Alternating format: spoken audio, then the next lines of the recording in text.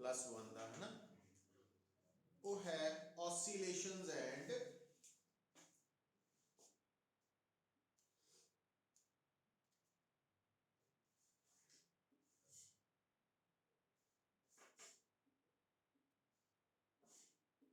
Wave motion.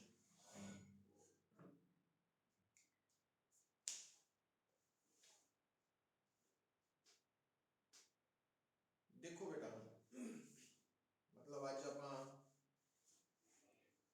ये जी single class ही लगानी है, ठीक है। ये आप एक बेस तैयार करना ऑसिलेशंस के बारे। देखो जदों असी किसी भी पार्टिकल के मोशन नूं ऑब्जर्व करते हैं, एक तो आप इदा कह सकते हैं भी ये पार्टिकल स्ट्रेट पाथ फॉलो कर रहे, या असी कहांगे कि नहीं ये पार्टिकल कर्व्ड पाथ फॉलो कर रहे है ना। एक तो आप मोशन नूं ऑब्जर्व करते हैं कि ये स्ट्रेट लाइन मोशन है कि कर्व्ड पाथ के अलोंग हो रहा है। जो सानू कोई पूछता वा कि कर्व्ड पाथ के अलोंग किहड़ा मोशन है, तो असी फटाफट कह दें प्रोजैक्टाइल मोशन, सर्कुलर मोशन, ये मोशन अलोंग कर्व्ड पाथ है। पर दूसरी गल बेटा, जदों तुहाडे सामने कोई भी पार्टिकल स्ट्रेट पाथ या कर्व्ड पाथ फॉलो कर रहा और वो सीधा ही जा रहा, तो असी कह दें भी ये ट्रांसलेशनल मोशन है, ट्रांसलेशनल मोशन। पर अगर मान लो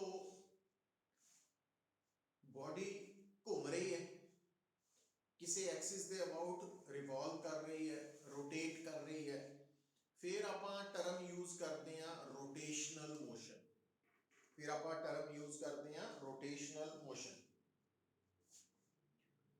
तो आज बेटा असी जिहड़ा एक खास तरह का मोशन स्टडी करने जा रहे हैं वो है ऑसिलेटरी मोशन, वाइब्रेशनल मोशन भी कह दें, ऑसिलेटरी मोशन भी बोल दें। हुण इनू समझण तो पहला तुसी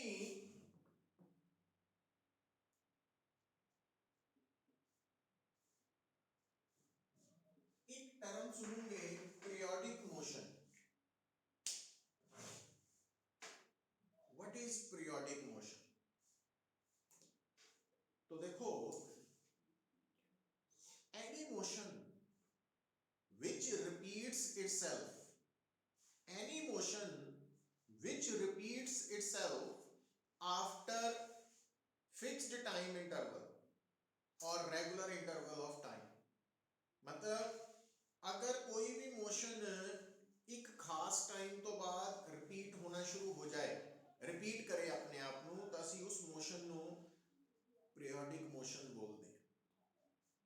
हुण देखो बेटा थोड़े आले दुआले बहुत तरह के पीरियोडिक मोशंस हो रहे हैं, जिन्हां चों एक तो है rotation of earth about its own axis, भी 24 घंटे बाद अर्थ का फिर वही रोटेशन स्टार्ट हो जाती है ना। मतलब अर्थ अपनी एक्सिस के आले दुआले 24 आवर का टाइम लेंदी है, 24 घंटे बाद फिर वही दिन रात वाला खेल शुरू रहता है। इसी तरह नाल revolution of earth around the sun, भी सूरज के आले दुआले धरती एक पूरा चक्कर 365 डेज तो बाद रिपीट करना शुरू कर देती है ना, तो फिर वो रेपिटेशन होनी शुरू हो जाती है मोशन की। तो आप कह सकते हैं कि revolution of earth around the sun भी पीरियोडिक मोशन है। और कोई भी यूनिफॉर्म सर्कुलर मोशन जो है, क्योंकि यूनिफॉर्म सर्कुलर मोशन च की होएगा पुत्र कि हर पार्टिकल ने एक चक्कर गिवन टाइम च fixed time they which complete करना ही करना, यूनिफॉर्म सर्कुलर मोशन। तो यूनिफॉर्म सर्कुलर मोशन च हर पार्टिकल एक फिक्स्ड टाइम तो बाद अपना मोशन रिपीट करता है और उस फिक्स्ड टाइम को असी कह दें टाइम पीरियड। तो यूनिफॉर्म यूनिफॉर्म सर्कुलर मोशन जिन्ने भी है ना वो सारे पीरियोडिक मोशन की एग्जाम्पल है। और इसी तरह तुसी की देखते हैं पुत भी थोड़े घर दे विच जिहड़ी वॉल क्लॉक है ਉਹਦੀਆਂ 3 ਸੂਈਆਂ ਵਾ ना minutes hand seconds hand hours hand. तो इन्हां तिन्नां ਸੂਈਆਂ ਦੀ ਜਿਹੜਾ मोशन है ना वो पीरियोडिक मोशन ही है, क्योंकि चाहे घंटे वाली सूई है, चाहे मिनट वाली सूई है, चाहे सेकंड वाली सूई है।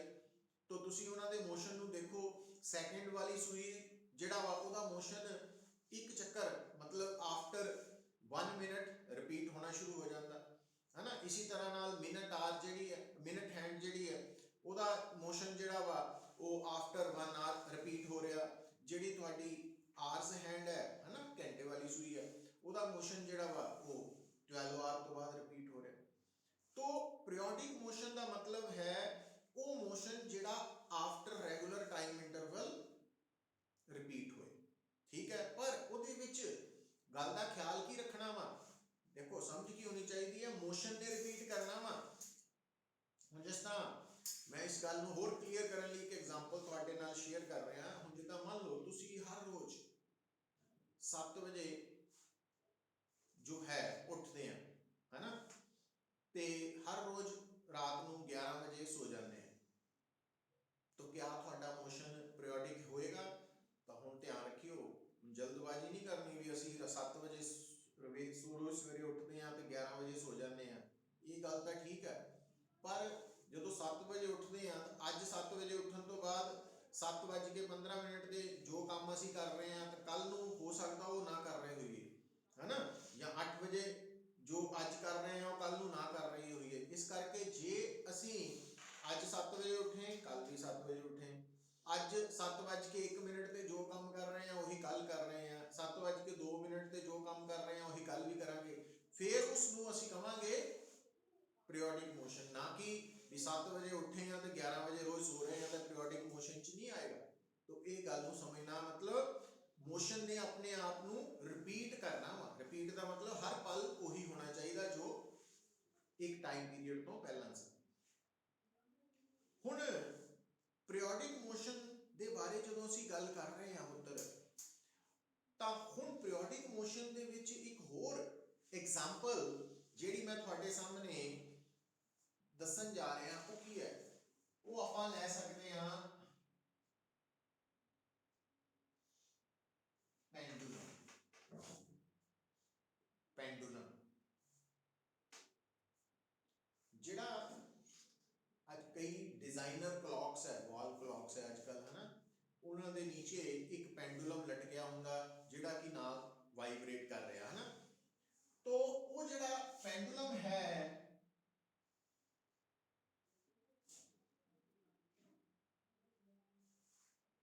तो ये पेंडुलम अगर हुण इत्थे है तो थोड़ी देर बाद इन्हें इत्थे पहुंच जाना,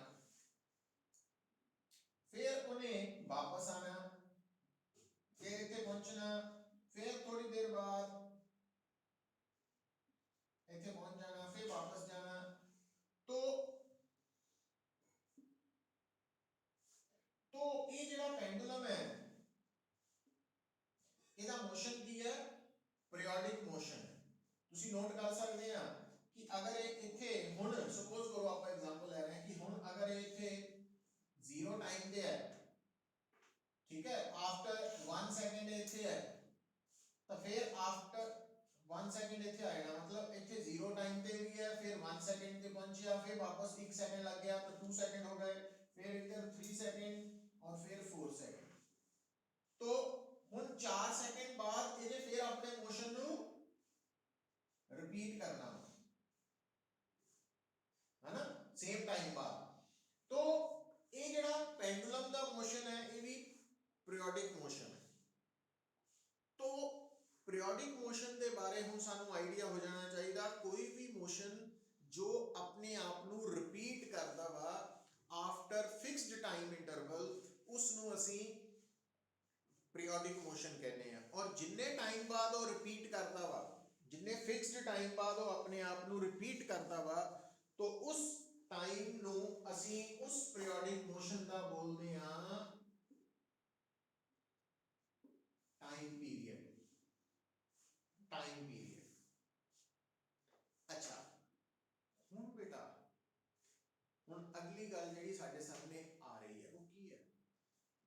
ਤੁਹਾਨੂੰ ਮੈਂ ਪੀਰੀਓਡਿਕ ਮੋਸ਼ਨ ਦੇ ਬਾਰੇ ਜਦੋਂ ਦੱਸ ਰਿਹਾ ਵਾਂ ਤਾਂ ਉਹਦੇ 'ਚ ਤੁਹਾਨੂੰ ਦੱਸਿਆ ਕਿ ਇੱਕ ਪਾਸੇ ਤਾਂ ਰੋਟੇਸ਼ਨ ਆਫ ਅਰਥ about it's on Axis, revolution of earth around the sun ਜਾਂ ਕੋਈ ਵੀ यूनिफॉर्म सर्कुलर मोशन है, ये सारे पीरियोडिक मोशन है।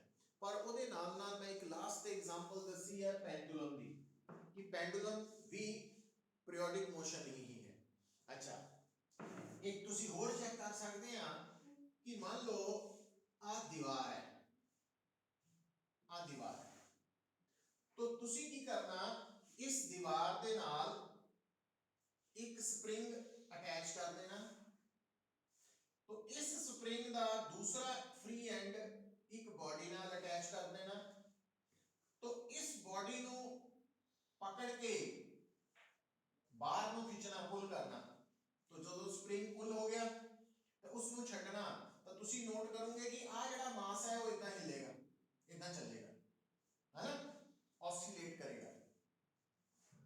और दूसरा काम इदा भी कर सकते हैं, तुसी छत दे नाल आ स्प्रिंग लगाता, लटकाता, स्प्रिंग लटका के ਉਹਦੇ ਨਾਲ एक मास अटैच कर देना और इस मास ਨੂੰ थोड़ा ਜਿਹਾ नीचे ਨੂੰ पुल करके ਛੱਡ देना, ये इदां वाइब्रेट करेगा।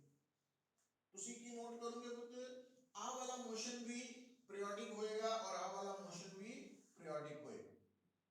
तो आ भी पीरियोडिक मोशन, आ भी पीरियोडिक मोशन, आ भी पीरियोडिक मोशन, और rotation of earth about its own axis, revolution of earth about the sun and any uniform circular motion, ये सारे periodic motion है।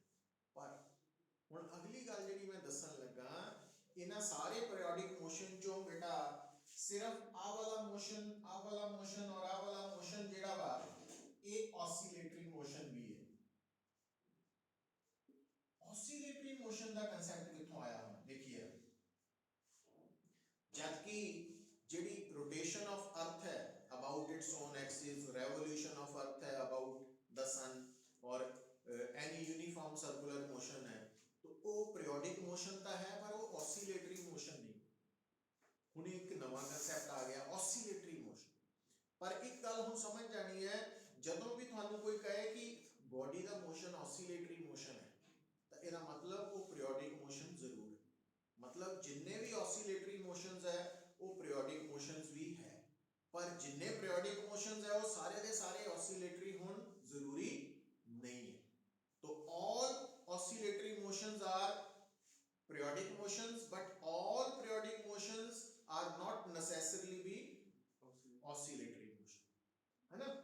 हुण एक नवी टर्म आ गई भी ऑसिलेटरी मोशन दा की पहचान की है। तो देखो पुत्र हुण ਉੱਥੇ ਵੱਲ ਨੂੰ ਚੱਲੀਏ ਆਪਾਂ ਨਾ, तो ਇਹ ਆਈਡੀਆ ਨੂੰ ਦਿਮਾਗ 'ਚ ਰੱਖਿਓ, ਬੜਾ ਜੇ ਕਨਸੈਪਟ ਸਮਝ ਲੱਗ ਗਿਆ ਤਾਂ ਅੱਗੇ ਕੰਮ ਬੜਾ ਈਜ਼ੀ ਹੈ। ਦੇਖੋ ਹੁਣ ਜਦੋਂ ਤੁਸੀਂ ਔਸੀਲੇਟਰੀ ਮੋਸ਼ਨ ਦੀ ਗੱਲ ਕਰਦੇ ਆ, ਲਿਸਨ ਪੁੱਤ, ਤਾਂ ਆ ਤੁਹਾਡਾ ਪੈਂਡੂਲਮ ਹੈ, ਤੁਸੀਂ ਇਸ ਪੈਂਡੂਲਮ ਨੂੰ ਇਸ ਤਰ੍ਹਾਂ ਸਸਪੈਂਡ ਕਰਕੇ ਰੱਖਿਆ ਹੋਇਆ, तो ये पेंडुलम इदा ही रहेगा, इस पोजीशन च रहेगा जिन्नी देर मर्जी। क्यों? क्योंकि ये इस पेंडुलम दी ना इक्विलिब्रियम पोजीशन है। इक्विलिब्रियम का मतलब की हुंदा, वो पोजीशन जिथे नेट फोर्स भी जीरो है, नेट टॉर्क भी जीरो है। पर तुहानू नाल ही हुण फोर्थ यूनिट का कंसैप्ट याद आना चाहिए, वर्क एनर्जी पावर दे विच जदों असीं ना टाइप्स ऑफ इक्विलिब्रियम की गल करते हैं, तां इक्विलिब्रियम का मतलब जदों कोई भी बॉडी इक्विलिब्रियम च है उसका मतलब है net force zero, net torque zero. पर नाल ही जदों टाइप्स ऑफ इक्विलिब्रियम की गल करते हैं पुत्र, तो तुहाडे दिमाग च आना चाहिए कि एक इक्विलिब्रियम हुंदा स्टेबल इक्विलिब्रियम, एक हुंदा अनस्टेबल इक्विलिब्रियम, एक हुंदा न्यूट्रल इक्विलिब्रियम। हुण इन्हां दा जिहड़ा फर्क है, तिन्हां दा आपस च डिफरेंस है, ਉਹਨੂੰ ਸਮਝਣ ਦੇ ਲਈ ਅਸੀਂ ਫਿਰ ਪਿੱਛੇ ਕਨਸੈਪਟ ਵੱਲ ਚੱਲਦੇ ਹਾਂ, ਫਿਰ ਵਾਪਸ ਇੱਧਰ ਆਵਾਂਗੇ। ਅੱਜ ਦੇਖੋ ਤੁਸੀਂ ਕੀ ਕਰੋ, ਤੁਸੀਂ ਇੱਕ ਆ ਹੈ ਹੈਮੀਸਫੈਰਿਕਲ ਬਾउल, ਇਹ ਹੈਮੀਸਫੈਰਿਕਲ ਬਾਉਲ ਹੈ ਹਨਾ, ਆ ਵੀ ਹੈਮੀਸਫੈਰਿਕਲ ਬਾਉਲ ਹੈ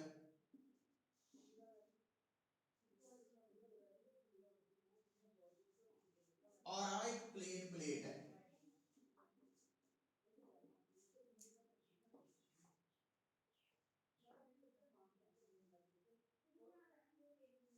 तुसी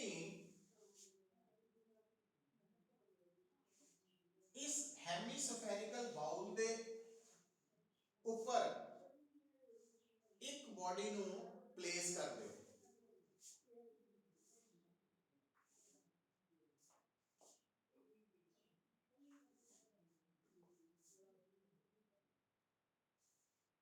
हुण जदों तुसी बॉडी नू प्लेस करता तां इत्थे बॉडी नू टिकाना तुहाडे लई बड़ा मुश्किल होएगा, बट अल्टीमेटली ये टिक जाएगी। इत्थे बॉडी नू टिकाना तुहाडे लई कोई मुश्किल नहीं होएगा, टिक जाएगी और इत्थे भी बड़ा आसान होएगा। हुण बेटा जब तक तुसी इहनू डिस्टर्ब नहीं करदे ये बॉडीज इदां ही रहणगीਆਂ, मतलब इक्विलिब्रियम च।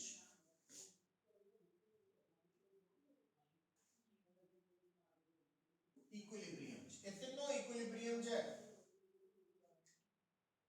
पर अगर तुसी इस बॉडी नू हल्का जिहा डिस्टर्ब कर दें, अगर तुसी इस बॉडी नू स्लाइटली डिस्टर्ब कर दें तो इनू डिस्टर्ब करन ते इस बॉडी ने इधरों दूर ही जाई जाना और आ जिहड़ी बॉडी है इनू भी तुसी थोड़ा जिहा डिस्टर्ब करो, इनू डिस्टर्ब करो। हुण जदों तुसी इस बॉडी नू डिस्टर्ब करोगे और इनू डिस्टर्ब कीता, फर्क की समझोगे पुत्र, जदों तुसी इनू स्लाइटली डिस्टर्ब करोगे ना तो इहने आ वाली पोजीशन इक्विलिब्रियम पोजीशन तो दूर हो ही जाना अपने आप। पर इस बॉडी नू जे तुसी डिस्टर्ब करोगे और छड्डोगे की होएगा, वापस आएगी, ये वापस आएगी, ये वापस आएगी। हुण गल नूं थोड़ा जिहा फर्क समझो पुत्र, आ जिहड़ा केस है देखो, जदों तुसी बॉडी नूं डिस्टर्ब करता है ना, इधर देखो तो आ है इक्विलिब्रियम पोजीशन, इक्विलिब्रियम पोजीशन नूं छड्ड के जिहड़ी दूजी पोजीशन है इत्थे बॉडी दी पोटेंशियल एनर्जी घट है, ज्यादा नहीं, आ हाइट घट है, आ हाइट ज्यादा वा। मतलब इत्थे जिहड़ी बॉडी इक्विलिब्रियम च है तां इत्थे इक्विलिब्रियम पॉइंट ते पई बॉडी दी पोटेंशियल एनर्जी बाकी जगह नालों ज्यादा वा। तो ये है अनस्टेबल इक्विलिब्रियम।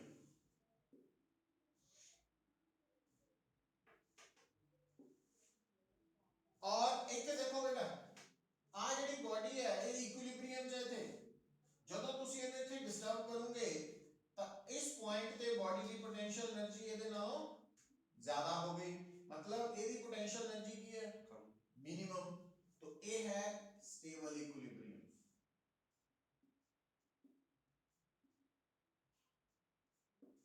और स्टेबल इक्विलिब्रियम पोजीशन नु बेटा ਅਸੀਂ बोलते हैं mean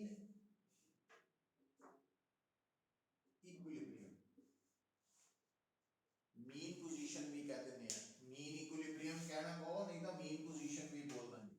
stable equilibrium position is also known as mean position. तो तुसी हुण की समझना शुरू करना कि ਤੁਹਾਡੇ सामने ਜਿਹੜਾ सिस्टम है या तो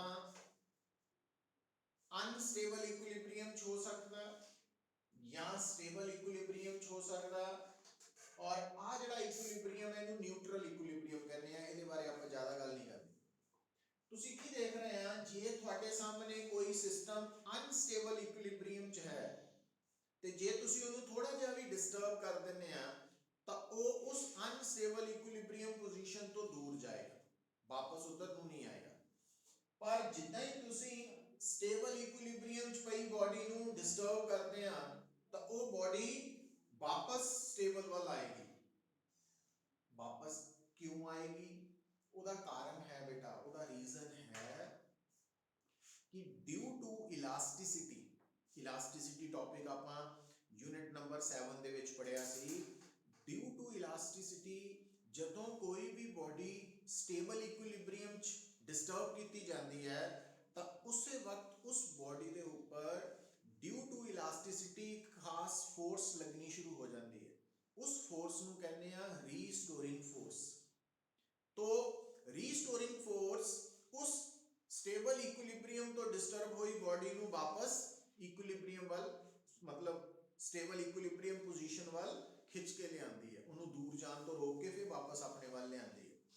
तो ਉਹਦੇ ਨਾਲ ਕੀ ਹੁੰਦਾ ਪੁੱਤਰ? ਹੁਣ ਗੱਲ ਨੂੰ ਸੁਣਿਓ ਇੱਧਰ। ਹੁਣ ਜਦੋਂ ਤੁਸੀਂ ਸਟੇਬਲ ਇਕੁਇਲਿਬ੍ਰੀਅਮ ਚ ਪਈ ਬॉडी ਨੂੰ ਅਨਸਟੇਬਲ ਨਹੀਂ कहता, ਡਿਸਟਰਬ ਕਰਦਾ, ਇੱਥੇ ਆ ਗਈ ਬॉडी। ਹੁਣ ਤੁਸੀਂ ਇਹਨੂੰ ਛੱਡ ਦਿਓ ਤਾਂ ਤੁਸੀਂ ਦੇਖੋਗੇ ਕਿ ਇਹ ਬਾਡੀ ਵਾਪਸ ਇੱਧਰ ਆਏਗੀ, ਹੈ ਨਾ? ਇੱਧਰ ਆਏਗੀ ਨਾ ਵਾਪਸ। ਕਿਉਂ ਆਏਗੀ? Because of restoring force. ਹੁਣ ਇਹ ਜਦੋਂ ਬਾਡੀ ਵਾਪਸ ਇੱਥੇ ਆਏਗੀ, ਹੁਣ ਧਿਆਨ ਦਿਓ ਪੁੱਤ, ਹੁਣ ਤੁਹਾਨੂੰ law of conservation of mechanical energy ਪਤਾ ਕਿ ਇੱਥੇ ਬਾਡੀ ਦੀ ਪੋਟੈਂਸ਼ੀਅਲ એનર્ਜੀ ਹਾਈ ਹੈ। ਜਦੋਂ ਤੁਸੀਂ ਇਹਨੂੰ ਛੱਡੋਗੇ ਤਾਂ ਜਦੋਂ ਆਹ ਵਾਲੀ ਬਾਡੀ ਇੱਥੇ ਪਹੁੰਚੇਗੀ ड्यू टू रीस्टोरिंग फोर्स, है ना, तो ਇਹਦੀ पोटेंशियल एनर्जी काइनेटिक ਚ ਕਨਵਰਟ ਹੋ ਚੁੱਕੀ ਹੋਏਗੀ। ਮਤਲਬ ਇੱਥੇ ਬਾਡੀ ਦੀ ਜੋ पोटेंशियल एनर्जी ਹੈ ਉਹ ਇੱਥੇ ਕਾइनेटिक ਚ ਕਨਵਰਟ ਹੋ ਗਈ। तो काइनेटिक ਚ ਕਨਵਰਟ ਹੋਣ ਦਾ ਮਤਲਬ ਜਦੋਂ ਹੁਣ ਬਾਡੀ ਵਾਪਸ ਮੀਨ ਪੋਜੀਸ਼ਨ ਤੇ ਪਹੁੰਚੇਗੀ, ਉਹ ਮਤਲਬ ਮੋਸ਼ਨ ਚ ਹੈ, ਮੈਕਸਿਮਮ ਸਪੀਡ ਨਾਲ ਚੱਲ ਰਹੀ ਹੈ, ਤਾਂ ਉਹ ਰੁਕੇਗੀ ਨਹੀਂ, ਉਹ ਓਵਰਸ਼ੂਟ ਕਰਕੇ ਦੂਜੀ ਸਾਈਡ ਨਿਕਲ ਜਾਏਗੀ। ਹੁਣ ਜਦੋਂ ਉਹ ਸਟੇਬਲ ਇਕੁਇਲਿਬ੍ਰੀਅਮ ਤੋਂ ਅੱਗੇ ਜਾਣਾ ਸ਼ੁਰੂ ਕਰੇਗੀ, ਨਾਲ ਦੀ ਨਾਲ ਉਹਦੇ ਤੇ ਡਿਊ ਟੂ ਇਲਾਸਟਿਸਿਟੀ ਕਿਹੜੀ ਫੋਰਸ ਲੱਗਣੀ ਸ਼ੁਰੂ ਹੋ ਗਈ? ਰੀਸਟੋਰਿੰਗ ਫੋਰਸ। ਉਹ ਕੀ ਕਰੇਗੀ? ਉਹਨੂੰ ਦੂਰ ਜਾਂਦੀ ਹੋਈ ਬਾਡੀ ਨੂੰ ਰੀਸਟੋਰਿੰਗ ਫੋਰਸ ਰੋਕੇਗੀ, ਉਹਨੂੰ ਸਲੋ ਕਰੇਗੀ, ਔਰ ਉਹ ਸਲੋ ਹੁੰਦੀ ਹੁੰਦੀ ਬਾਡੀ ਇੱਕ ਜਗ੍ਹਾ ਤੇ ਰੁਕ ਕੇ ਫਿਰ ਵਾਪਸ ਆਏਗੀ। ਹੁਣ ਜਦੋਂ ਉਹਨੇ ਵਾਪਸ ਆਣਾ ਰੀਸਟੋਰਿੰਗ ਫੋਰਸ ਕਰਕੇ, ਉਹਦੀ ਸਪੀਡ ਫਿਰ ਮੈਕਸਿਮਮ ਹੋ ਜਾਣੀ ਮੀਨ ਪੋਜੀਸ਼ਨ ਤੇ, ਉਹਨੇ ਫੇਰ ਨਹੀਂ ਰੁਕਣਾ, ਉਹਨੇ ਫੇਰ ਓਵਰਸ਼ੂਟ ਕਰਕੇ ਅੱਗੇ ਚੱਲ ਜਾਣਾ। ਐਂਡ ਇਨ ਦਿਸ ਵੇ ਜਿਹੜੀ ਬਾਡੀ ਹੈ ਉਹ ਇੱਕ ਪੁਆਇੰਟ ਦੇ ਆਲੇ ਦੁਆਲੇ ਅੱਗੇ ਪਿੱਛੇ ਘੁੰਮਣਾ ਸ਼ੁਰੂ ਕਰ ਦੇਗੀ। ਇੱਕ ਪੁਆਇੰਟ ਦੇ to and fro, back and forth ਘੁੰਮੇਗੀ। तो इस मोशन ਨੂੰ ਅਸੀਂ ਕਹਿੰਦੇ ਆ ऑसिलेटरी मोशन। तो लिखो ऑसिलेटरी मोशन ਕੀ ਹੈ? जो बॉडी होती है वो सेंटर में अगर रुक जाती है, फ्रिक्शन का वो फ्रिक्शन है। तो लिखो oscillatory motion. Oscillatory motion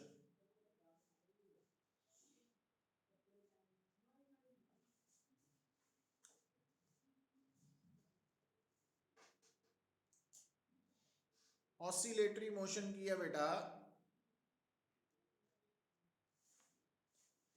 it is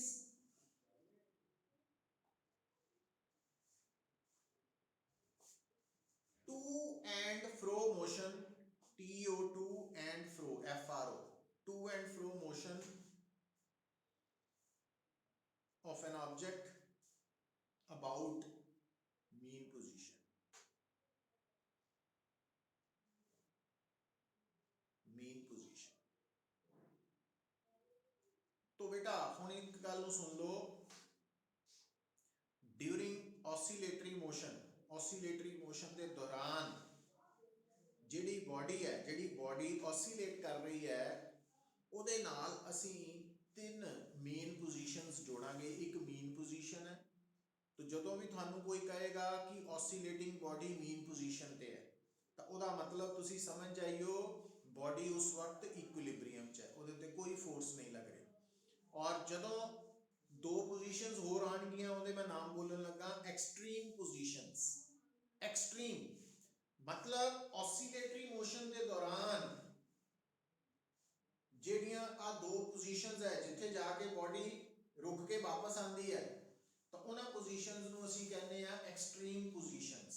extreme positions तो ऑसिलेटरी मोशन ਦੇ ਦੌਰਾਨ ਤੁਹਾਡੇ ਸਾਹਮਣੇ ਮੇਨਲੀ ਤਿੰਨ ਪੋਜੀਸ਼ਨਸ ਕਿਹੜੀਆਂ ਵਾ, ਇੱਕ ਮੀਨ ਪੋਜੀਸ਼ਨ ਤੇ ਦੋ ਐਕਸਟ੍ਰੀਮ ਪੋਜੀਸ਼ਨਸ।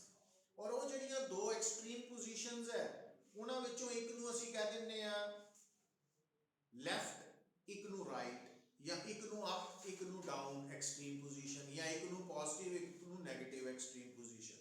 तो वो दोनों विचों एक पॉजिटिव एक्सट्रीम पोजीशन है, दूसरी नेगेटिव मनी जाएगी ना, उल्टा एक दूसरे, और कुछ गल नहीं।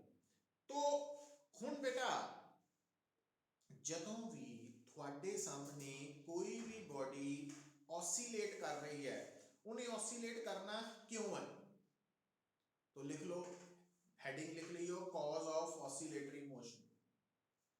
Cause of oscillatory motion, cause of oscillatory motion।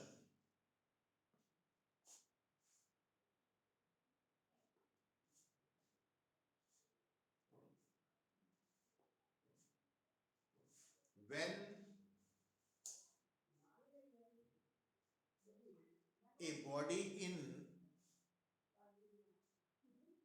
stable equilibrium position is disturbed,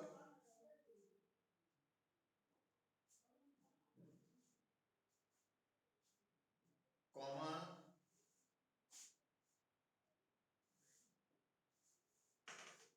due to elasticity,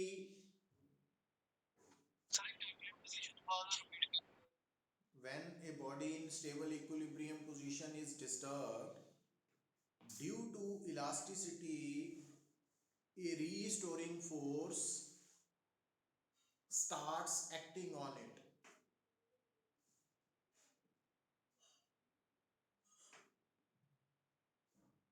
starts acting on it, and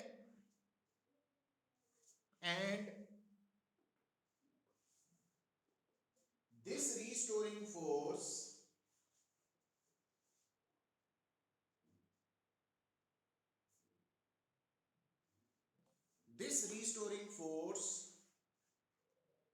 brings the disturbed body back to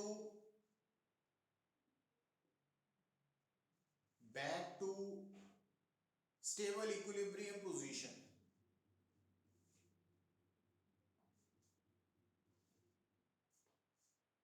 but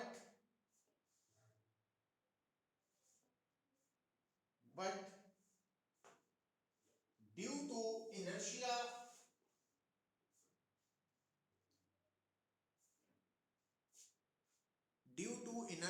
of motion,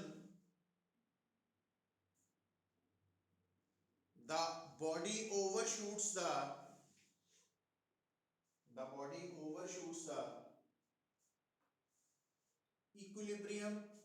stable equilibrium position,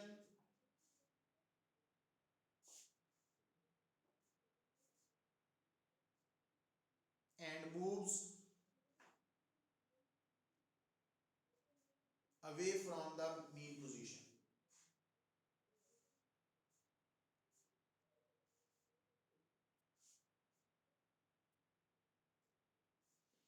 again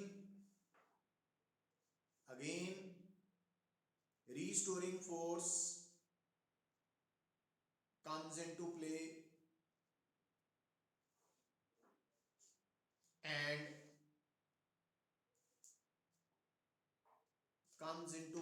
and in this way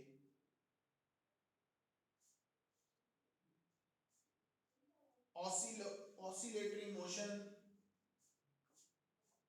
begins।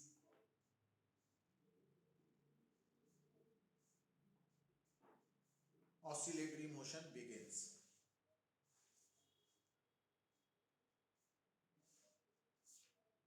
So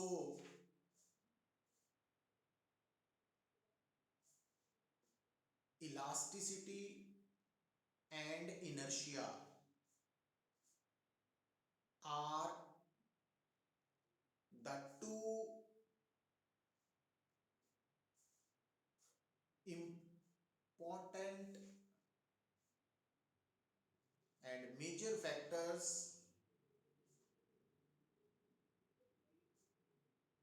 are responsible for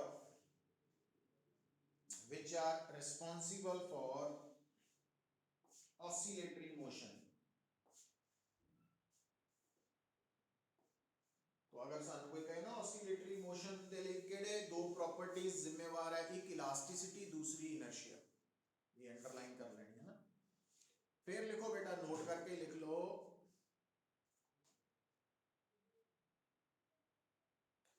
देखो during oscillatory motion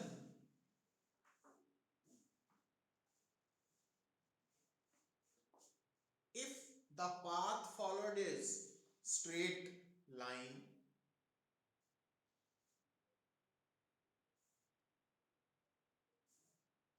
then oscillations are called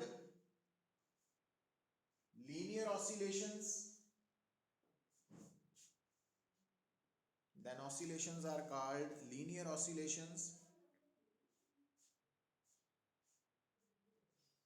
and if path followed is curved,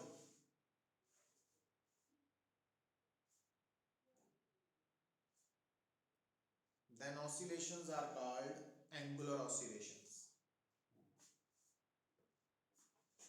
तो आ मैं ਤੁਹਾਡੇ ਸਾਹਮਣੇ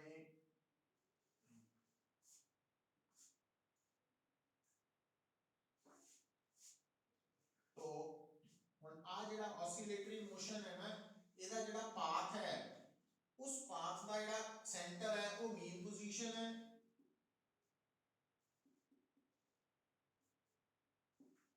और side पे दोनों extreme, negative extreme position,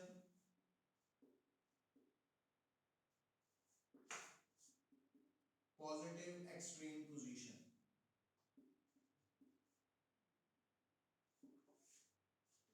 तो particle ने इस रास्ते के ऊपर है ना इधर आना, तो आ बेटा लीनियर ऑसिलेटरी मोशन है, आ एंगुलर है, एक कर्व्ड पाथ है ना। तो मीन पोजीशन,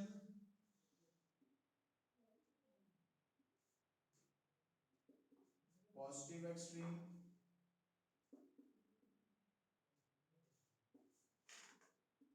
नेगेटिव एक्सट्रीम।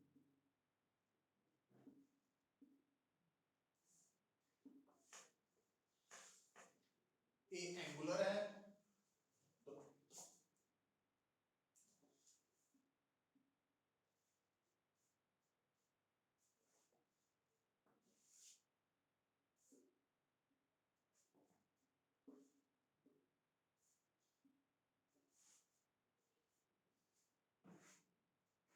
समझ आ रही है पुत्र?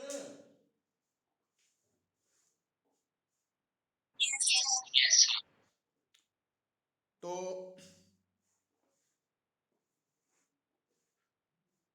और नोट करके लिख सकते हैं तुसी, all oscillatory motions are periodic motions, but all periodic motions are not necessarily oscillatory motions, but all, हाँ जी बेटा,